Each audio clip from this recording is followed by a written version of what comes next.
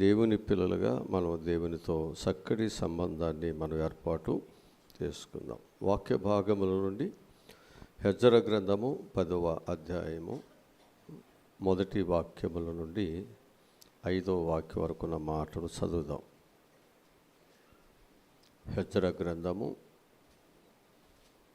10వ అధ్యాయము మొదటి వాక్యముల నుండి 5 వచనాలు మనం చదువుదాం.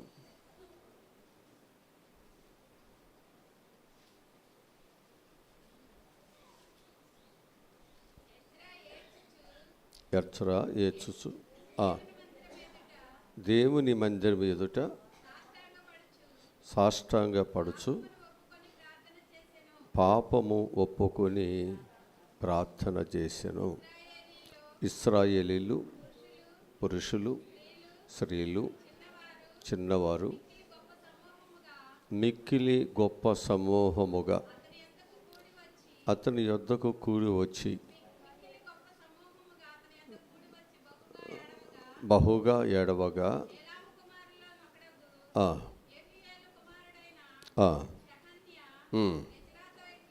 ఎజ్రాతో ఇట్లే నేను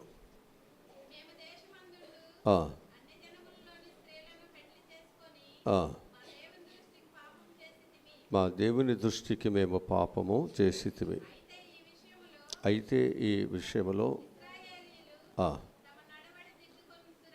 తన నడవడిని దిద్దుకొందరు నిరీక్షణ కలదు.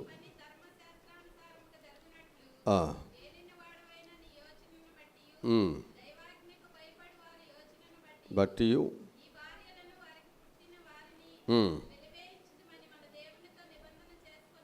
చాలు. ఇక్కడ నేను కొన్ని మాటలు మీకు చెప్పాలని ఆశపడుతున్నాను. మందిరములో ప్రవక్త అయినటువంటి ఎజ్రా గారు, యాజకుడైనటువంటి ఎజ్రా గారు ఎలా ఉన్నాడో చాలా చక్కగా మనకు వాక్యము ద్వారా తెలియజేస్తూ ఉంటుంది. కనుక మనము కూడా దేవుని యొక్క మందిరములో ఎలా ఉండాలో అనేటువంటిది ఈరోజు ఈ వాక్యము ద్వారా మనం కొన్ని మాటలు మనం నేర్చుకుందాం. మొదటి మాట మనం జ్ఞాపకం చేసుకుంటే, ఎజ్రా మందిరములో ఏడ్చుచు దేవుని ఎదుట సాష్టాంగపడి పాపములను ఏం చేస్తున్నాడు? మనం 7వ అధ్యాయము 11వ వచనం చదువుదాం. ఆ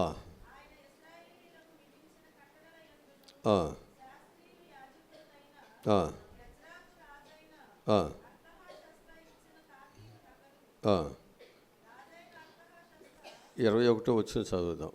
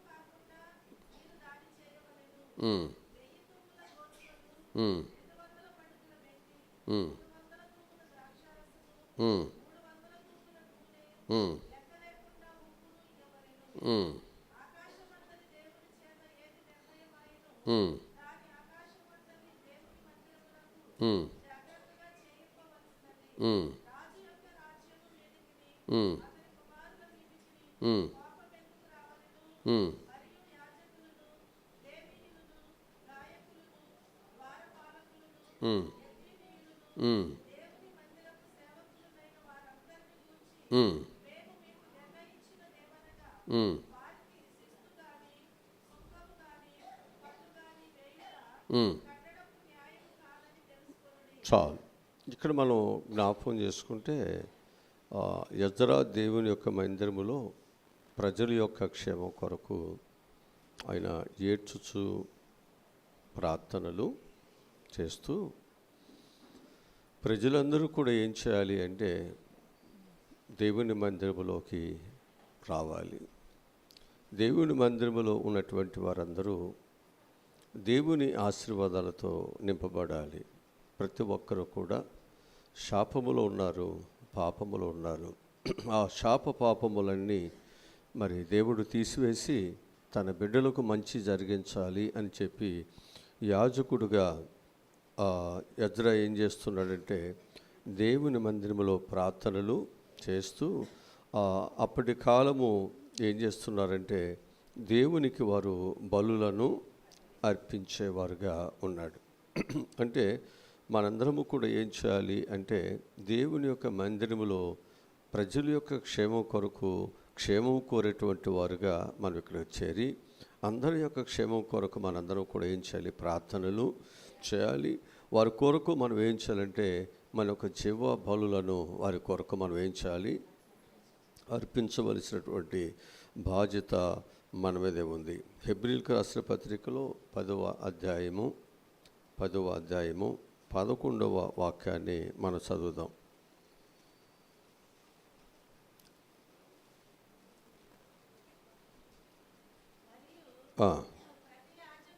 ప్రతి యాజకుడు దినదినము సేవ చేసు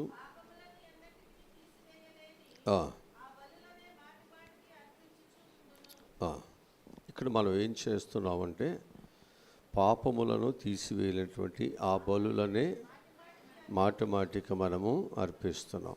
అంటే మనం అర్పించేటువంటి అర్పణలు ఏం చేయలేకపోతున్నాయి, మనలను పాపము నుండి మనకు విడుదలను కలుగు చేయలేకపోతున్నాయి.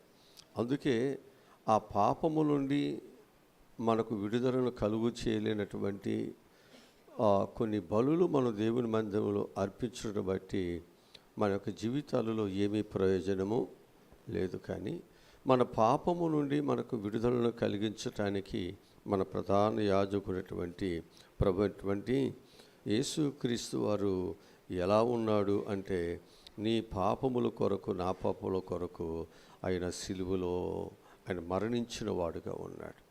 ఆయన సిలువలో ఏం చేస్తున్నమాట, మరణించిన వాడుగా మన ప్రభు అయినటువంటి యేసుక్రీస్తు వారు ఉన్నాడు. హెబ్రీయులకు రాసిన పత్రికలో 7వ అధ్యాయము 23-24 వచనాలు చదువుదాం. ఆ యాజకులు కానందున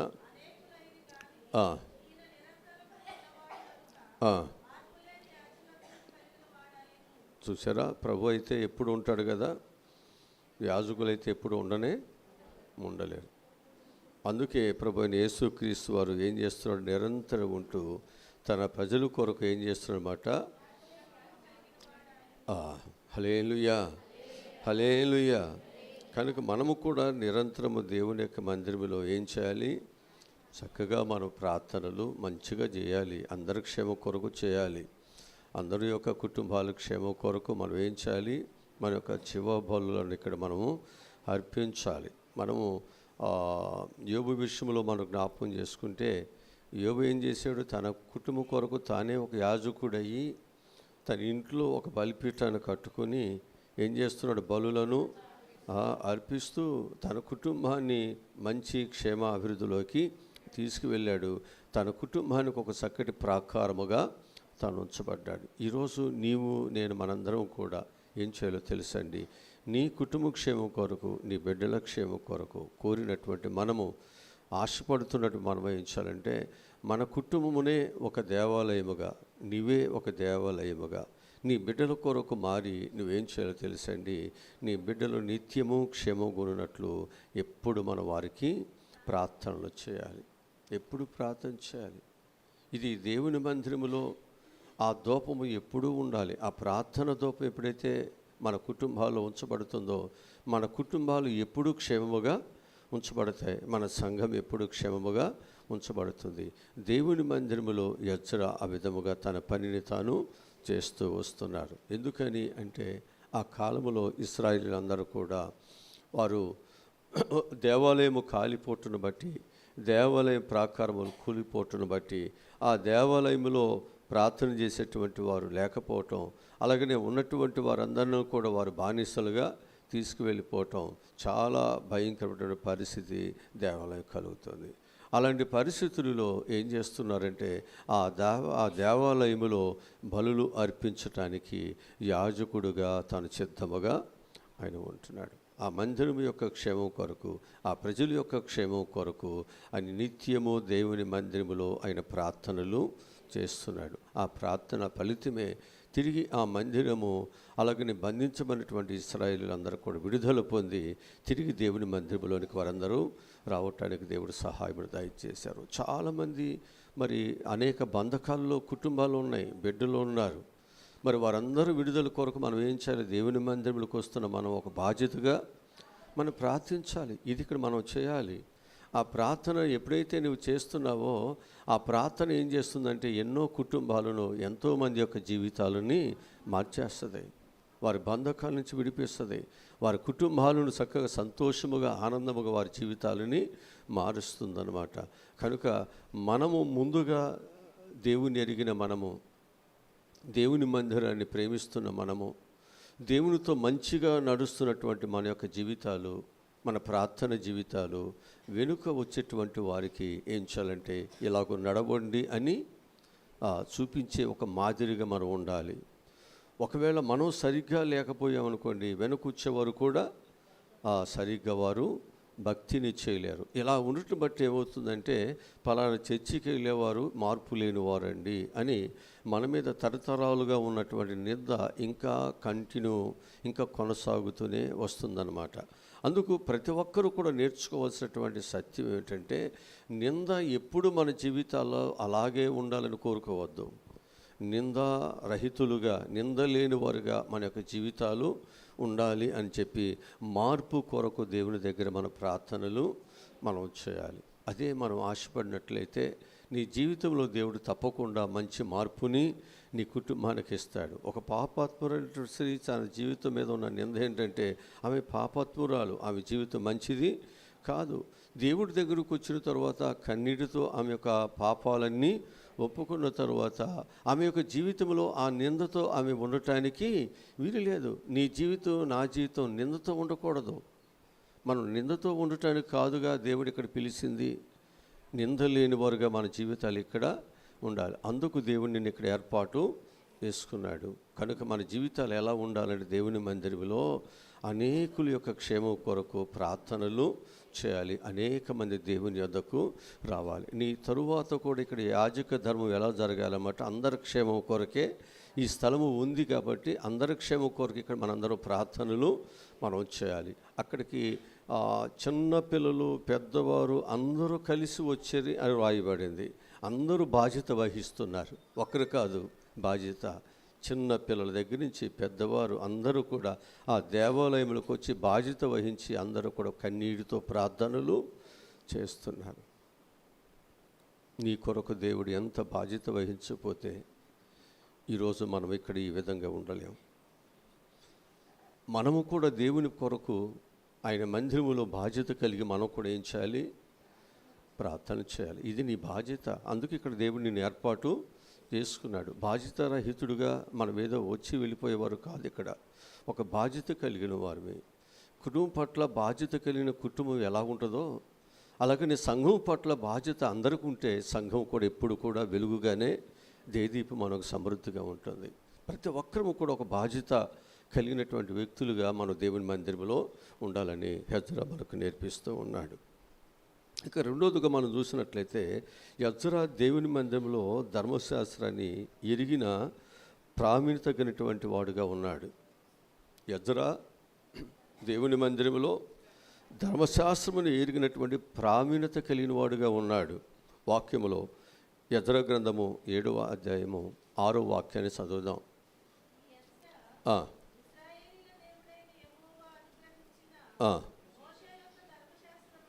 మోషే యొక్క ధర్మశాస్త్రమందు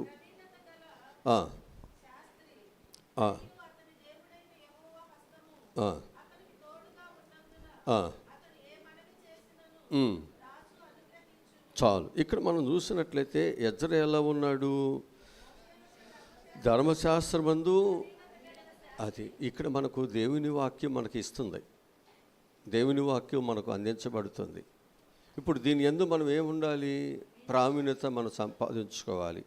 అంటే నీవు దేవుని వాక్యములో ఒక ప్రావీణ్యత కలిగినటువంటి ఒక వ్యక్తిగా నీ జీవితం ఉండాలనే దేవుడు నీతో నాతో కూడా దేవుడు మాట్లాడుతూ వస్తున్నాడు. మనము ఉదాహరణకు మనం చూస్తే ఆ రోజుల్లో ఇశ్రాయేలు పిల్లలందరికీ చిన్న వయసు నుండే ధర్మశాస్త్రాన్ని ఏం చేసేవారు? వారికి నేర్పించేవారు. ఎవరు నేర్పించేవారు? తల్లిదండ్రులు నేర్పించేవారు. వారు కూర్చునేటప్పుడు, నిలబడేటప్పుడు, పండుకునేటప్పుడు, త్రోవలో వెళ్ళేటప్పుడు వారు ఆ ధర్మశాస్త్రాన్ని వారికి నేర్పిస్తే వారు పెద్దవారైనప్పుడు తప్పిపోరు. భయం ఉంటుంది. ఇవాళ మన పిల్లలకు నేర్పట్లేదు మనం. అందుకే మన పిల్లలు తప్పిపోతున్నారు. తప్పిపోయిన తర్వాత ఏడుస్తున్నాం. ఇప్పుడు జబ్బు వచ్చిన తర్వాత హాస్పిటల్ చుట్టూ తిరిగి ఇబ్బంది పడుతున్నాం. అది రాకమునిపై మనము జాగ్రత్తగా ఉన్నట్లయితే మనం మంచిగా ఉంటాయి, మన ఆరోగ్యాలు మంచిగా ఉంటాయి, మన ఆర్థిక వ్యవస్థ శిథిలం కాకుండా ఉంటుంది. మన పిల్లల యొక్క క్షేమం కొరకు, మన యొక్క భవిష్యత్తు యొక్క క్షేమం కొరకు దేవుడు ఏమి ఇచ్చాడు? ఒక ధర్మశాస్త్రాన్ని ఇచ్చాడు. దాన్ని మనం ఏం చేయాలి? దానిని జాగ్రత్తగా చదివి దానిని పాటించాలి. దాన్ని మర్చిపోకూడదు. అది నీ జీవితానికి అదొక శాసనముగా, దానిని ఒక హద్దుగా దాన్ని నువ్వు ఏర్పాటు చేసుకుంటే ఆ ధర్మశాస్త్రము నిన్ను బ్రతికిస్తుంది. ఆ ధర్మశాస్త్రమే నీవు తప్పిపోకుండా, తొలగిపోకుండా, భ్రష్లుగా కాకుండా, శాపకస్తులుగా కాకుండా నీ కుటుంబం, నీ బిడ్డలు ఒక పచ్చని ఒలివ మొక్కల వలె దినదినము దేవుని ఎదుట, నీ భోజన బల ఎదుట వారు చక్కగా ఎదుగుతారు. లేకపోతే ఏడుస్తువే. నీ బిడ్డలు లోకములు పడిపోతారు, వ్యసనాల్లో పడిపోతారు, అన్నిటిలో పడిపోతారు. దేవుడు ఎందుకు నీకు ఈ ధర్మశాస్త్రం ఇస్తున్నాడు? అందుకే ఎజ్రా ఏం చేస్తున్నాడంటే, ఎప్పుడో ఇచ్చినటువంటి ఆ ధర్మశాస్త్రాన్ని దానిని బాగా చదివి, దానిని బాగా నేర్చుకుని, దాన్ని ఏం చేస్తున్నాడు? తన మందిరములో దానిని చదువుతున్నాడు. మీరు కూడా నేర్చుకోవాలి, మనందరం నేర్చుకోవాలి. ఇక్కడికి వచ్చిన నీవు దేవుని వాక్యాన్ని నేర్చుకోవాలి. ఇక్కడికి వచ్చిన దేవుని వాక్యాన్ని బాగా చదవాలి. దేవుని వాక్యాన్ని శ్రద్ధగా వినాలి. మన ఊరికే వచ్చేసి వెళ్ళిపోతే ఈ దేవుని మందిరములు చెప్పబడుతున్న వాక్యం ఎవరి కొరకు? ఎవరి క్షేమం కొరకు? నీ క్షేమం కొరకు. ఆ క్షేమం నీకు ఇస్తుంది. ఆ క్షేమకరమైనటువంటి జీవితాన్ని నీ బిడ్డలకు నేర్పిస్తే అది నీ బిడ్డల క్షేమాన్ని ఇస్తుంది. అది నీ ఇరుగు పొరుగు వారికి దాన్ని ఇస్తే వారు కూడా క్షేమంగా వారు ఉంటారు. ఎందుకనంటే ఒక్కరు కూడా నశించిపోవడం దేవునికి ఇష్టము కాదు. అంతటా అందరూ మారు మనసు పొందాలి. ఈ మారు మనసు పొందినటువంటి మనము, ఆ మారు మనసు పొందినటువంటి వారి కొరకు, వారి క్షేమం కొరకు మనం ఏం చేయాలంటే వాక్యాన్ని మనం నేర్చుకోవాలి. ఆ వాక్యాన్ని వారికి నేర్పించాలి. దేవుని మందిరంలో తీసుకురావాలి. ఇది దేవుని మందిరంలో మన బాధ్యతలు ఇవి. ఈ బాధ్యత రహితంగా మనం ఉండబట్టే వాక్యం చెబుతుంటే నిద్రపోతాం, వాక్యం చెబుతుంటే పట్టించుకోం. అవునా కదా? ఇప్పుడు నీకు ఇష్టమైనటువంటి ఒక సీరియలో, నీకు ఇష్టమైనటువంటి ఒక సినిమానో ఏదైనా నువ్వు వెళ్ళినప్పుడు, చూసినప్పుడు ఏం చేస్తావు? దానితో ఏకీభవిస్తావు. ఏడవలసిన సమయం ఏడుస్తావు, నవ్వాల్సిన సమయం నవ్వుతావు. ఆ స్టోరీ ఎలా ఉందో చెబుతావు. వచ్చిన తర్వాత మళ్ళీ అందరికీ పొన్ను సున్నా పోకుండా చాలా చక్కగా చెప్తావే. మరి ఇక్కడ ఈ వాక్యానికి మీకేం అర్థం కావట్లేదా? నేను చెప్పేది మీకేం అర్థం కానట్లుగా ఉందా? మరి ఎందుకని మనం ఈ వాక్యాన్ని మనం చెప్పలేకపోతున్నాం? ఎందుకని అంటే ఆ వాక్యం మీద మనకి ఎక్కువగా శ్రద్ధ లేకపోవటం. లోకం మీద ఉన్నంత శ్రద్ధ దేవుని మాటలు చదివే విషయంలో, చెప్పే విషయాల్లో శ్రద్ధ వహించట్లేదు. ఏంటి దీనివల్ల ఉపయోగం అన్నట్లుగా లోకములో అన్నిటినీ ప్రావీణ్యతను సంపాదించుకుంటున్నాం. అన్నిటినీ మనము చాలా జ్ఞానాన్ని సంపాదించుకుంటున్నాం. అసత్యాన్ని సత్యముగా ప్రసారం చేస్తున్నాం. లేకపోతే మన యొక్క జీవితాలలో మనం అబద్ధాన్ని నిజముగా మనం లోకానికి కట్టినట్లుగా మనం చూపిస్తూ ఉంటున్నాం. కానీ సత్యమైనటువంటి దేవుని వాక్యములో మనం శ్రద్ధ వహించట్లేదు. కాబట్టి ఈ సత్యాన్ని లోకములోనికి మనము దానిని తీసుకువెళ్ళలేకపోతున్నాం. ఇక్కడ నిన్ను సత్య సాక్షులు చేయటానికి, ఆ సత్యమునకు వారధులుగా నన్ను కూడా నిలబెట్టుకోవటానికి దేవుడు ఇక్కడికి నిన్ను పిలిచాడు. ఇక్కడ ఏదో ఊరిని కూర్చుని వెళ్ళటానికి కాదు, ఒక బాధ్యత రహితులుగా నువ్వు వచ్చి వెళ్ళిపోవటానికి కాదు. ఇక్కడ బోధిస్తున్న ప్రతి మాట నీ జీవితాన్ని కట్టాలి, నీ భవిష్యత్తును కట్టాలి. నీవు ఇక్కడ నేర్చుకున్నట్టు ప్రతి దానిని నువ్వు ఏం చేయాలో తెలుసండి, బయట నువ్వు దానిని చూపించాలి, అనేకులు దేవుని యొద్దకు నడిపించాలి. అదే ఇక్కడ మనకు ఎద్రా చేస్తున్నట్లుగా మనకు అనిపిస్తున్నది. యెహోషువ గ్రంథంలో 1వ అధ్యాయము 7-8 వచనాలు మనం చదువుదాం. యెహోషువ గ్రంథము 1వ అధ్యాయం 7-8 వచనాలు చదువుతున్నాం. అయితే నీవు నిబ్బరము కలిగి జాగ్రత్త పడి బహుధైర్యముగా ఉండి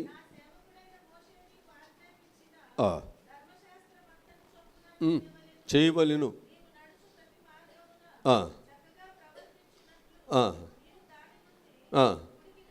కుడిమి కానీ ఎవరు చెబుతున్నారు ఈ విషయాలన్నీ? దేవుడు చెబుతున్నాడు. ఎవరితో మాట్లాడుతున్నాడు? యెహోషువతో మాట్లాడుతున్నాడు. నేను మోషేకు తోడుకున్నట్లు నేను మీకు కూడా తోడుగా ఉండాలంటే నేను కూడా ఏం చేయాలన్నమాట, దేవుని యొక్క ధర్మశాస్త్రంలో నుండి కుడిముకు కానీ ఎడమకు కానీ తొలగిపోకుండా ఉన్నప్పుడే దేవుడు నువ్వే పని పూనుకున్నానో దేవుడు నీకు సహాయమును చేస్తాడు. ఇక్కడ మనం నేర్చుకోవాలి. ఆ ధర్మశాస్త్రం ఊరికే మాట్లాడుతుంది అనుకుంటున్నారా? వాక్యం ఊరికే ఇక్కడ చెబుతుంది అనుకుంటున్నారా? లేదా ఒక సేవకుడు ఇక్కడ ఊరికనే అరుస్తూ మాట్లాడుతున్నాడు అనుకున్నారా? ఒక టీచరు ఒక బిడ్డకు ఒక 45 నిమిషాల వరకు ఆయన అరుస్తూ చెబుతూ ఉన్నాడు అంటే ఆ బిడ్డకి ఆ పాఠాలు నేర్చుకుంటే ఆ పాఠము అతని యొక్క భవిష్యత్తుని ఒక ఆశీర్వాదకరముగా చేస్తుంది. అందుకొరకే నువ్వు ఒక ఆశీర్వాదకరము ఇక్కడ నీ జీవితం కట్టబడాలి.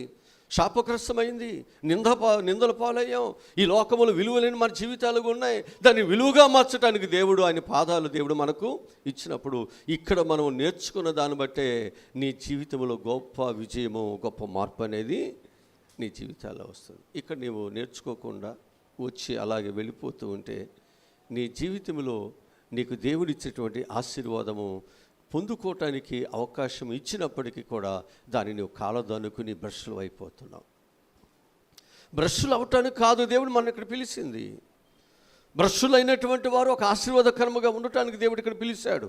అందుకే మనం ఏం చేయాలన్నమాట, దేవుని మందిరములో ఎజ్రా ఎరిగినటువంటి ప్రావీణ్యతను మనం కూడా ఎరిగి ఉన్నట్లయితే మనం కూడా గొప్పవారుగానే మనం హెచ్చించబడతాం. మనల్ని చూసిన వారు చూడండి ఎంత వాక్యము ఎత్తి ఎంత ప్రార్థన, ఎంత విశ్వాసమో, తన కొరకే కాదండి అనేకుల కొరకు ప్రార్థనలు చేస్తుందని నీకెంత గౌరవం వస్తుందో, నీకెంత పేరు వస్తుందో. ఒక సేవకులకే కాదు, దేవుని కొరకు కష్టపడుతున్న ప్రతి ఒక్కరికి కూడా దేవుడు ఆ ఘనతను దేవుడు ఇస్తారు అని చెప్పి నేను మీకు జ్ఞాపకం చేస్తూ ఉంటున్నాను. ఇక మూడవదిగా మనం చూసినట్లయితే ఎజ్రా దేవుని యొక్క మందిరములో ధర్మశాస్త్ర గ్రంథమును చదివి వినిపించేవాడుగా, శ్రద్ధ కలిగిన వాడుగా ఆయన ఉన్నాడు. దేవుని యొక్క మందిరములో ఎజ్రా ఏం చేస్తున్నాడు, దేనినైతే ప్రావీణ్యతగా ఆయన దానిని తీసుకుని నడుస్తున్నాడో, ప్రావీణ్యతగా దేనినైతే తీసుకుని ఆయన నడుస్తూ ఉన్నాడో, అలా నడిస్తే మేలు కలుగుతుందని ఆయన గ్రహించాడో, అలాగనే దేవుని మందిరంలోకి వచ్చినటువంటి వారు కూడా ఆ ప్రామాణికత కలిగినటువంటి దేవుని యొక్క వాక్యాన్ని వారు కూడా చదివి వినిపిస్తున్నారు. మీరు కూడా దీన్ని నేర్చుకోండి.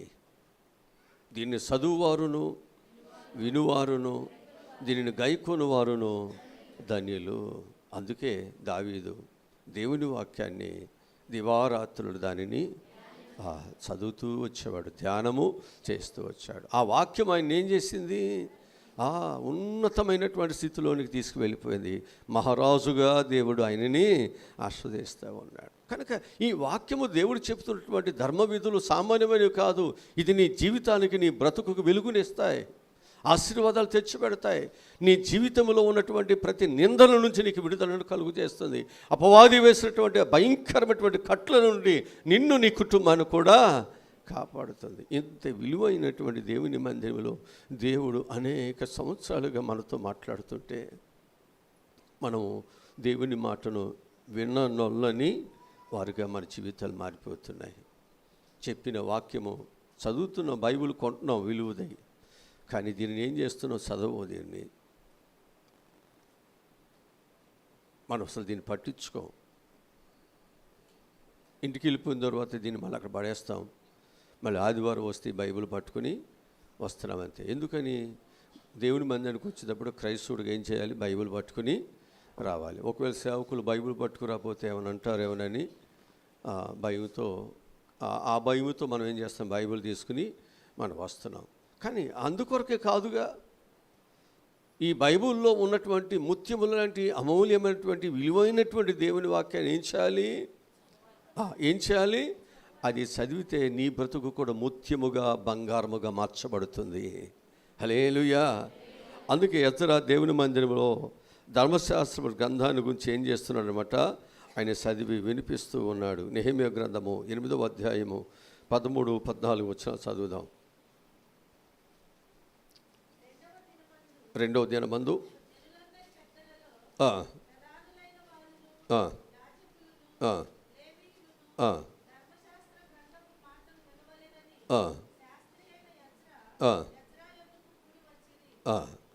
చూసారా? ఎందుకు? దేవుని వాక్యమును, దేవుని యొక్క ధర్మశాస్త్రమును చదువుతుండగా అందరూ కూడా ఏం చేయాలి? వినాలి. వింటేనే కదా విశ్వాసం వచ్చేది, వింటేనే కదా భయం వచ్చేది, వింటేనే కదా దేవుని వాక్యమును వింటేనే కదా నీ జీవితంలో తొలగిపోకుండా ఆ మార్గంలో నడిచేది. అందుకే ప్రజలందరికీ కూడా ఏం చేస్తున్నాడంట? దేవుని వాక్యాన్ని చదివి వారికి వినిపిస్తున్నట్లుగా మనకు వాక్యము చెప్పబడుతుంటుంది. 2వ దినవృత్తాంత గ్రంథములో 17వ అధ్యాయము 7వ వాక్యముల నుండి మనం చదివినట్లయితే, యెహోషాపాతు రోజుల్లో కూడా పెద్దలు ఏం చేస్తున్నారంటే ధర్మశాస్త్రాన్ని చదివి వారు వినిపించేవారుగా మనకు కనిపిస్తున్నారు. తన ఏలుబడి యందు 3వ సంవత్సరమున యోధా పట్టణములలో జనులకు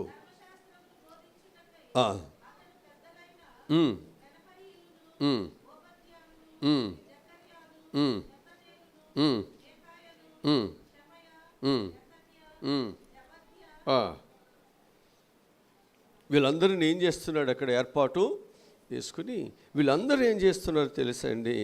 వారు దేవుని యొక్క ధర్మశాస్త్రమును వారి చాదపుచ్చుకుని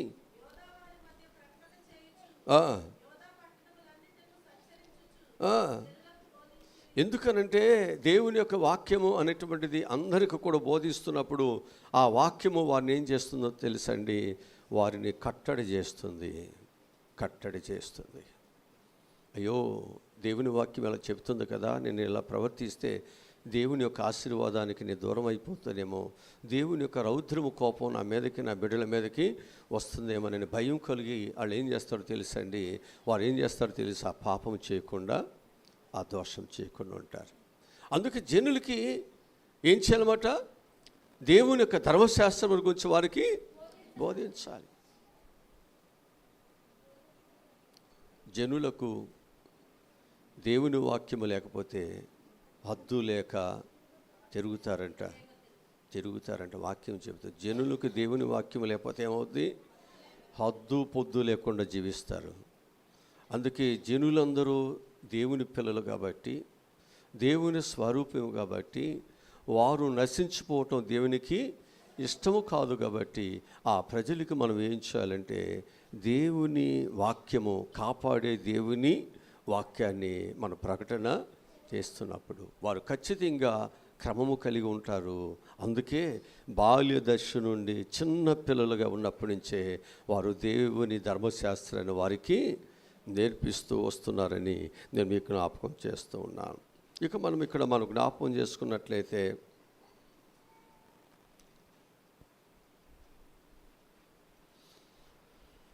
నాలుగోదిగా మనం చూస్తే దేవుని మందిరంలో ఇశ్రాయేలుకు ధర్మశాస్త్రం పరిశోధించి దాని ప్రకారం నడుచుట ఎజ్రా ఏం చేస్తున్నాడంటే వారికి నేర్పిస్తున్నాడు. ఇది 7వ అధ్యాయము, ఎజ్రా గ్రంథము 7వ అధ్యాయము 14 వచనం మనకు చక్కగా స్పష్టంగా కనిపిస్తూ ఉంటుంది. ఆ రాజ్యమందుండు ఇశ్రాయేలులోను వారి యాజకులలోను లేవీయులలోను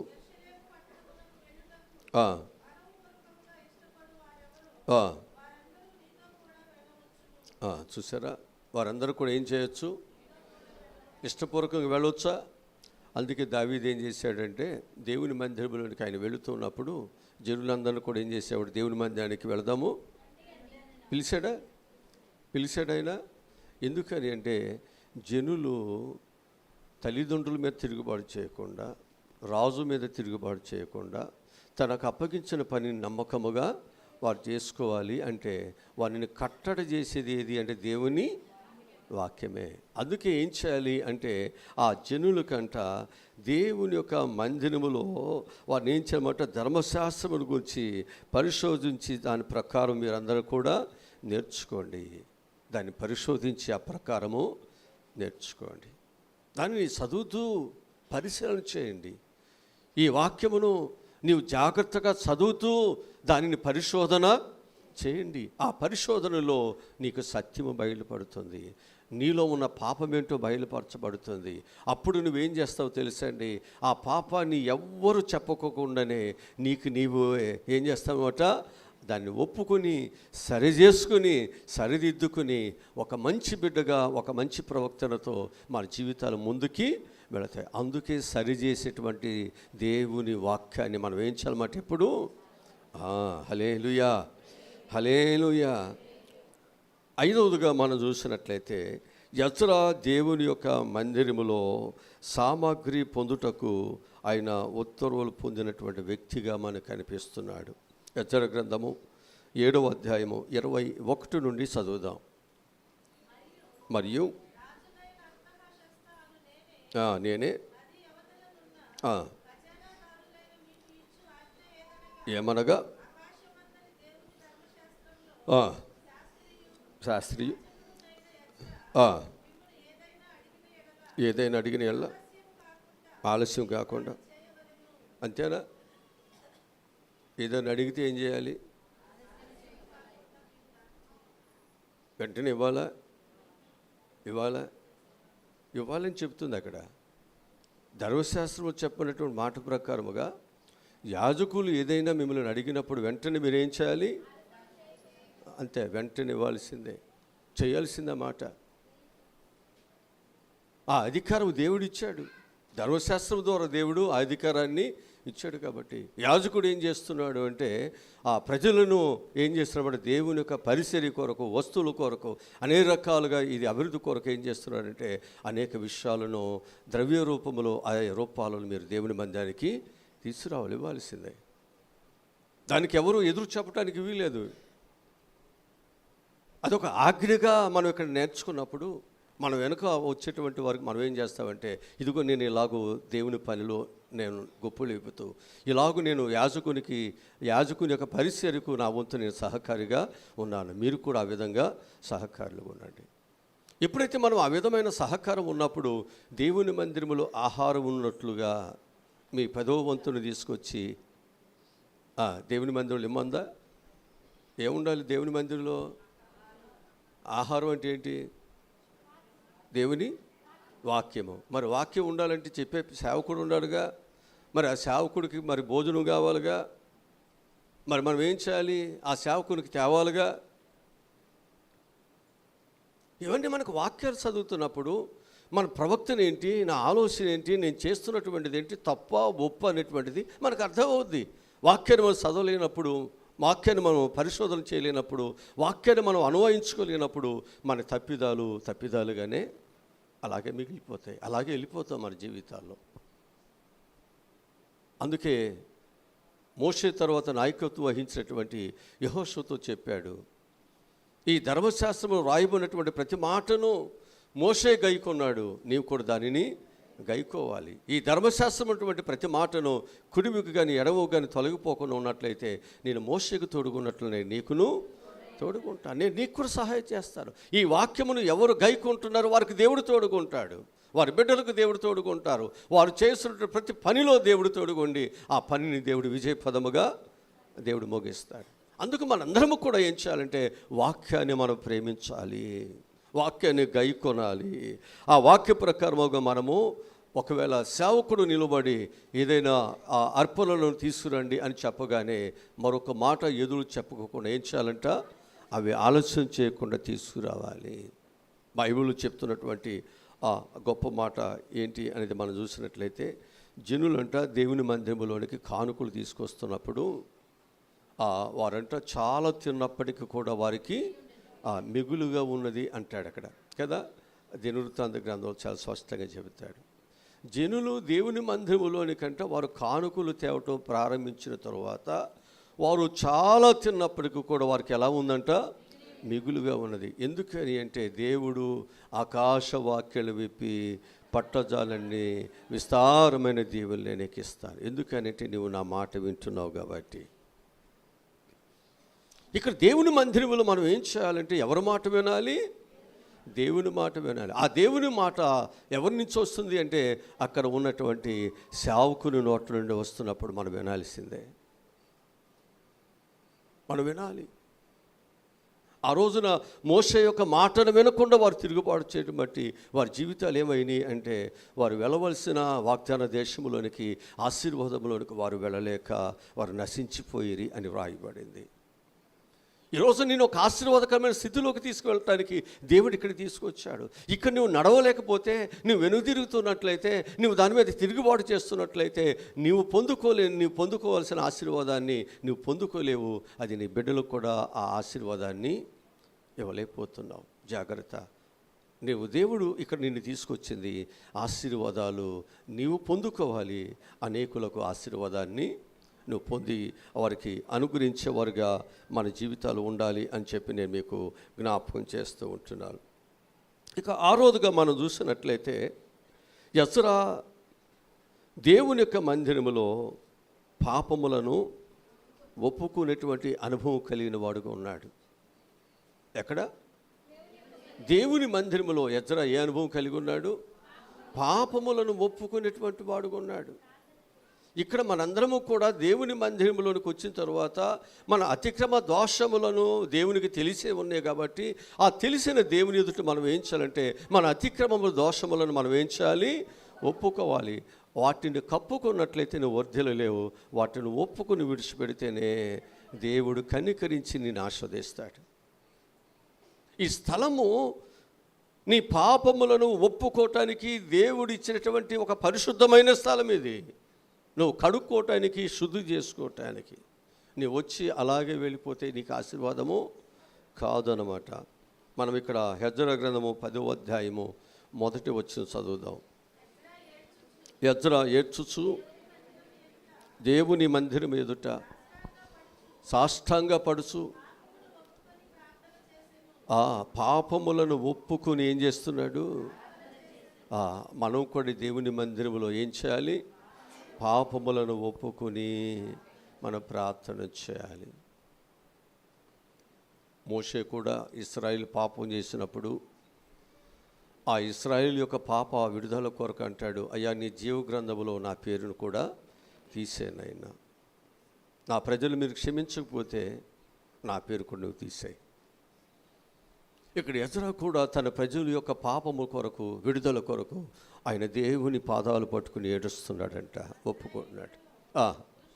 పురుషులు, చిన్నవారు కుడి వచ్చి బహుగా ఏడవగా దేవుడు ఏం చేస్తున్నాడు? వారి ప్రార్థనలు దేవుడు ఆలకిస్తున్నాడు. ఇక్కడ మనందరము కూడా ప్రార్థన జీవితాన్ని, పాప ఒప్పుకోలు జీవితాన్ని ఇక్కడ మనం నేర్పించాలి.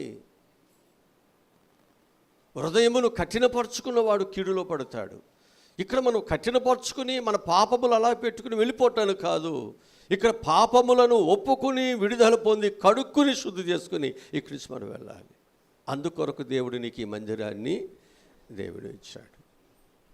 మందిరం అంటే సామాన్యమైనది కాదండి. నీ బ్రతుకును, నీ స్థితిని కట్టేది ఇది. ఈ స్థితిని నువ్వు పాడు చేసుకోవద్దు. దేవుడు నీకు ఇచ్చిన విలువైనటువంటి సహవాసాన్ని, వాక్యాన్ని నువ్వు వృధా చేసుకోవద్దు, వ్యర్థం చేసుకోవద్దని నేను ప్రభు పక్షముగా నేను మీకు మనం చేస్తూ ఉంటున్నాను.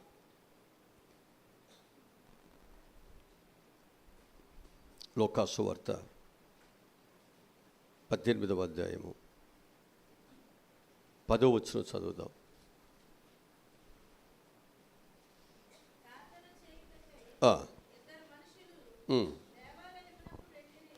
ఎక్కడికి వచ్చారు వీళ్ళు? వచ్చారు. ఇద్దరంటే ఇద్దరిని చెబుతున్నాడు అంతే. చాలామంది వస్తారు. వారిలో ఒకడు పరిసయ్యుడు, ఒకరు సుంకరి. ఒకరేమో పరిసయ్యుడు, ఒకరేమో సుంకరి. పరిసయ్యుడు నిలబడి, దేవా, చోరులను, అన్యాయస్తులను, వ్యభిచారులైన ఇతర మనుషుల వలనైనను ఈ సుంకర వలనైనను ఉన్ననందుకు ఈయన ప్రార్థన చేస్తున్నాడు, ఎత్తి పొడుస్తున్నాడా? ఏమంటే ఈయన ప్రార్థన చేస్తున్నాడా, దెప్పి పొడుస్తున్నాడా? అంటే ప్రార్థన దెప్పి పొడిచేది అయితే నీకేం ఆశీర్వాదం?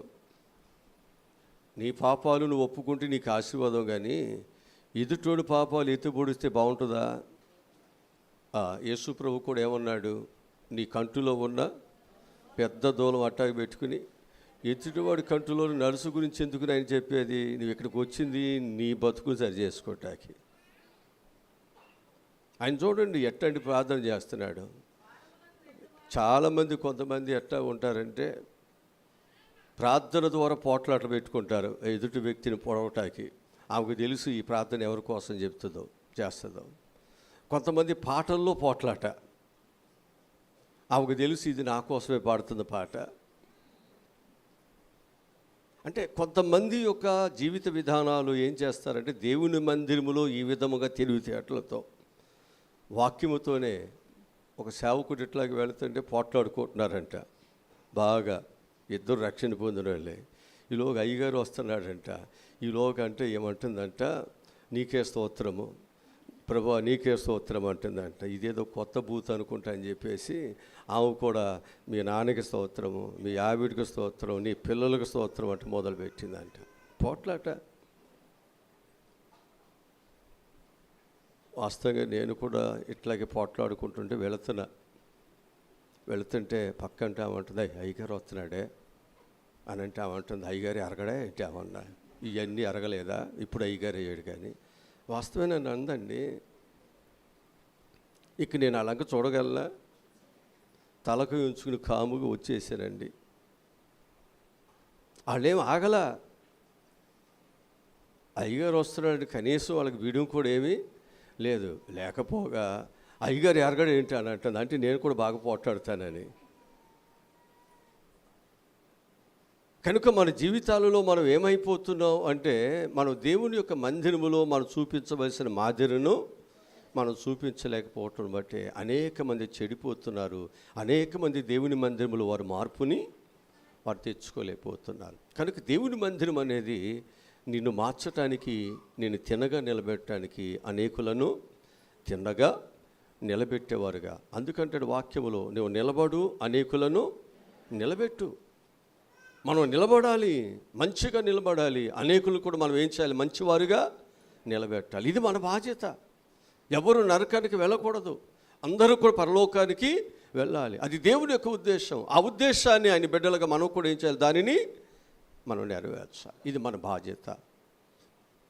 ఆయన పిల్లలుగా మన బాధ్యత, ఇది మన కర్తవ్యం. మన ప్రాణం ఉన్నంత వరకు కూడా ఎన్ని ఆత్మలను దేవుడు మనం రక్షించడానికి సామర్థ్యత ఇస్తున్నాడో అన్ని ఆత్మలను రక్షించడానికి మనం పాటుపడుతూనే మనం ఉండాలి. ఇది మన బాధ్యత.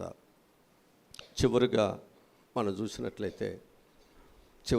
చూసినట్లయితే ఎజ్రా దేవుని మందిరములో ఇశ్రాయేలు యొక్క పాపము నిమిత్తము ఆయన ఎంతో ప్రార్థనలు చేస్తున్నాడు. అక్కడ పాపమును ఒప్పుకుంటున్నాడు, ఇక్కడ ప్రార్థనలు చేస్తూ ఉన్నాడు. ఎజ్రా గ్రంథంలో 10వ అధ్యాయము 1వ వచనం చదువుదాం.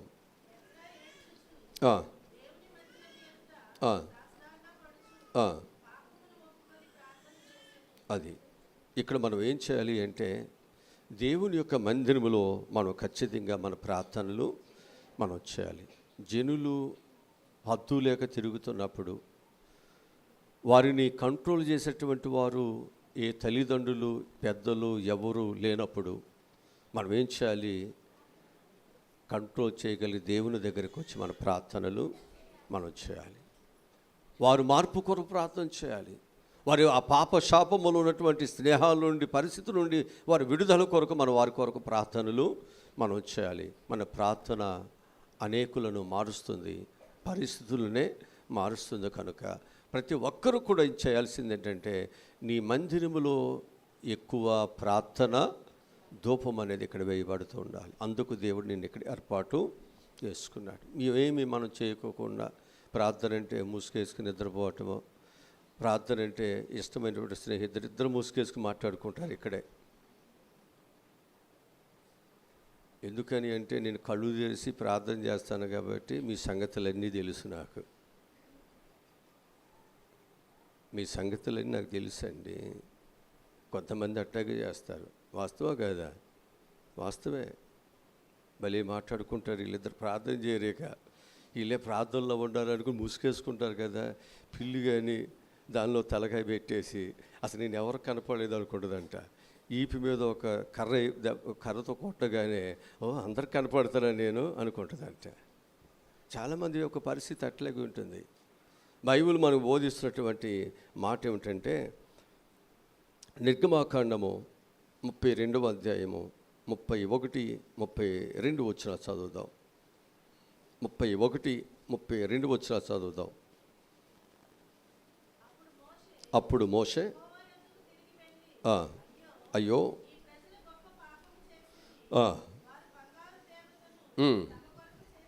తమ కొరకు చేసుకుని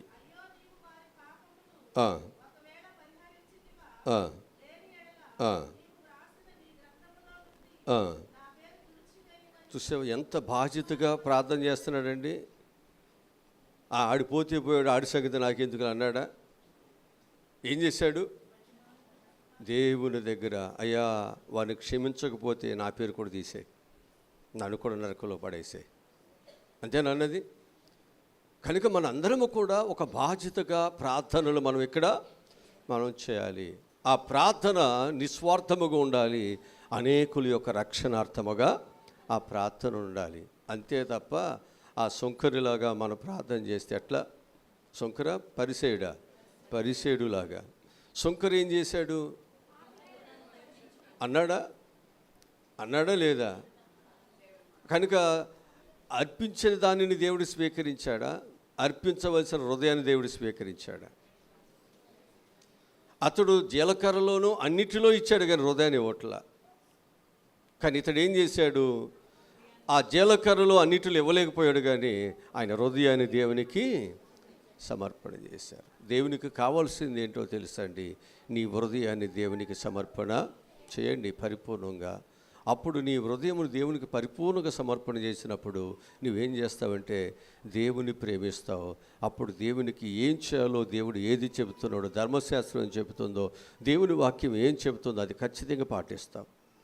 అది నువ్వు ఇక ఎవరు చెప్పవసరం లేదు, నువ్వు పాటిస్తావు. ఆ వాక్యమును చదవకపోవటమే, ఆ వాక్యాన్ని నువ్వు పాటించకపోవటమే మనం ఇన్ని తప్పిదాలు, ఇన్ని పరిస్థితులు, ఇన్ని యొక్క పరిస్థితులు మన జీవితాలు సాగిపోవటానికి గల కారణమవుతుంది.